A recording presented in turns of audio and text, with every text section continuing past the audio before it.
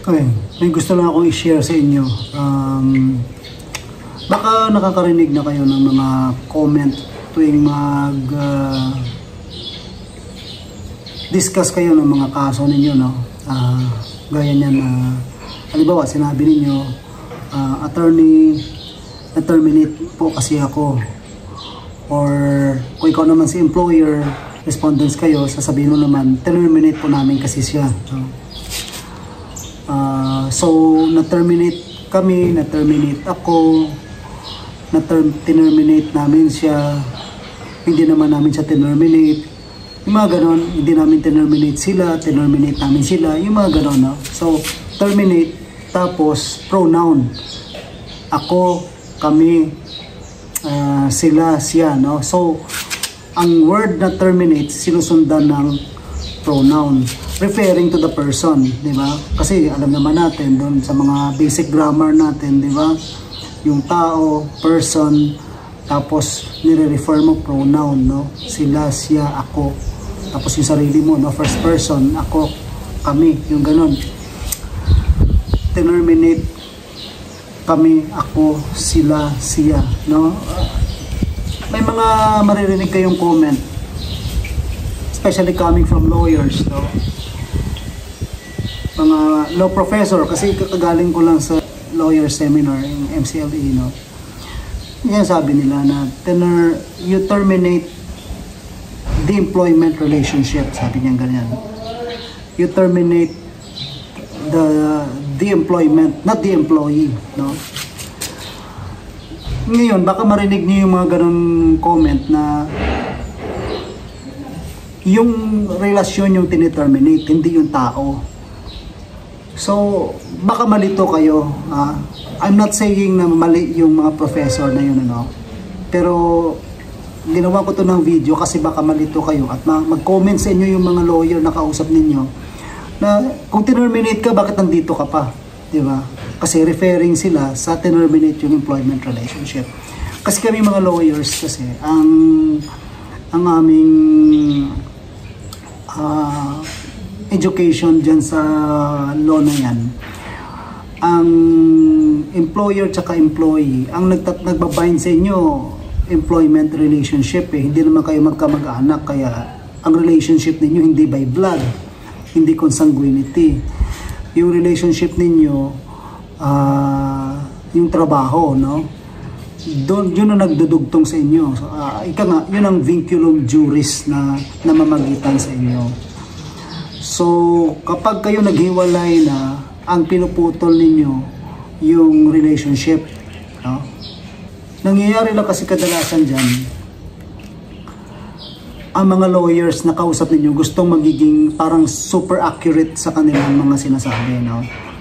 Baka naiisip nila na kapag may kausap sila at tinake sila by context, hindi magiging accurate yung gusto nilang sabihin ayon sa batas. Kasi ang sa batas nga, you terminate the employment relationship, no? Pero kasi ganito, ang language natin, especially when we talk to the layman, ang ginagawa kasi natin, as much as possible, we want to simplify yung ating communication.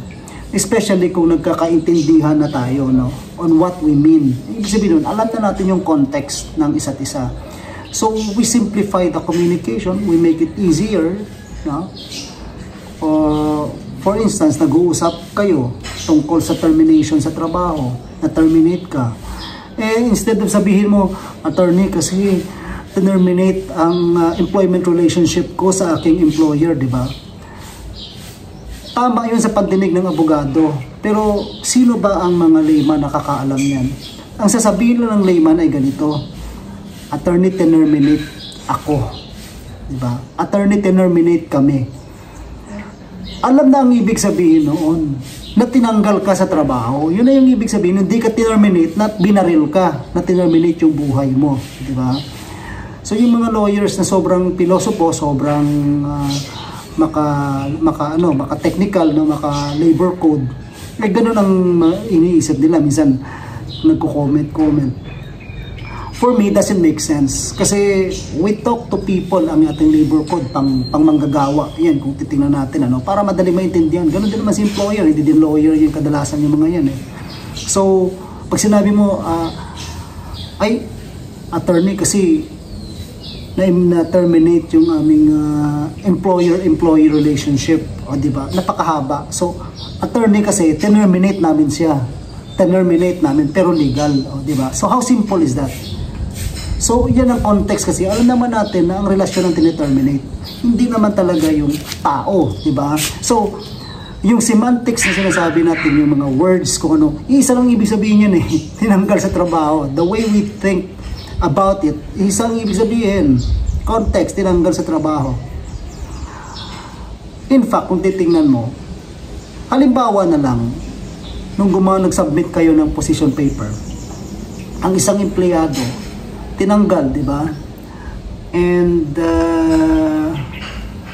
nung tinanggal siya sa trabaho, dahil lang sa dalawang absences niya, na nagkasakit naman siya, no? Hindi lang siya nakapag-submit halimbawa ng medical certificate kaagad. Pero tinanggal pa rin siya kasi nandun do sa nakalagay do sa company rules and regulations or code of conduct. Halimbawa, nung nagfa-file na naman ng position paper, sabi doon sa position paper ng complainant, halimbawa, complainant was illegally terminated from employment. Halimbawa, gano'n ang nakalagay doon sa position paper. Pwede bang sabihin ni respondents, there is no illegal dismissal in this case because complainant was not terminated, but it was the employment relationship that was terminated.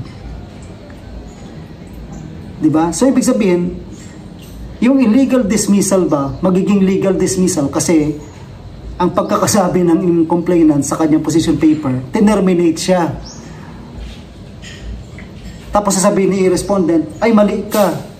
Hindi ka naman terminate. Ang terminate yung employment relationship mo. So, walang illegal dismissal. Ganun ba magiging effect nun? Hindi. We all know that what was terminated was the employment. It doesn't make sense kasi wala namang legal effect o nilagay mo sa position paper, complainant was terminated. At hindi mo nilagay, complainant's employment relationship was terminated. Semantics. But the context is there. We know it. Diba? So, kisinabi mong complainant was terminated or complainant's employment relationship with respondents was terminated. Parehas yan. Parehas yan. So, you cannot make an illegal dismissal legal simply because ang ginamit na semantics sa kanyang position paper ay iba. Alright? So, sa akin, kaya ko to sinasabi, baka kasi malito kayo.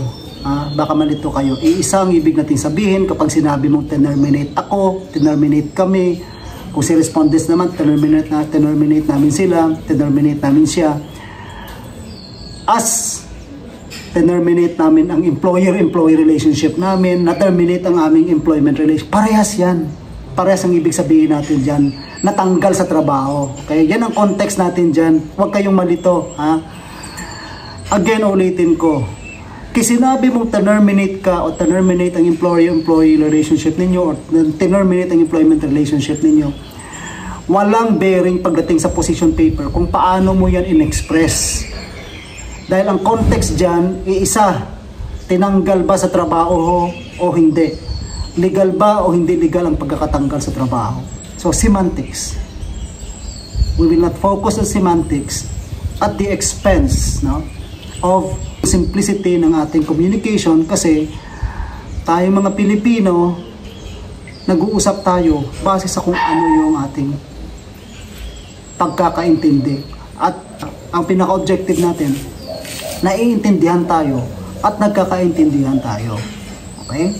Ganun lang naman yun. So, yung mga semantics sa mga scholarly na lang siguro yan. Pag may thesis kayo, pag gumawa kayo ng mga whatever, dissertation on constitutional, whatever, doon na lang yun. Sa mga sobrang highly scholarly academic, But itong mga tayo, mga nasa ano to tayo nasa field, kung ito'y gera, nasa war, nasa theater of war tayo, no, na mga naglilitigate sa mga kaso. We are in the theater of war, diba?